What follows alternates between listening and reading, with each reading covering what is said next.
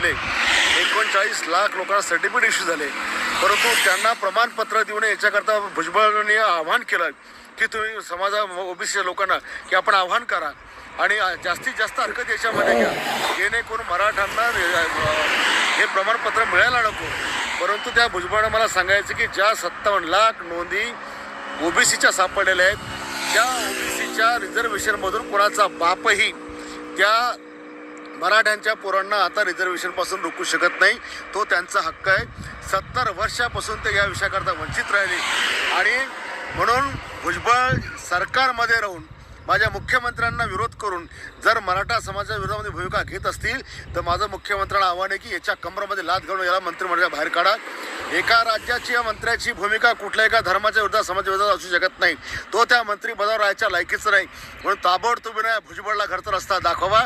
त्याच्यामध्ये जर जातीवाद शिरला असेल तर तो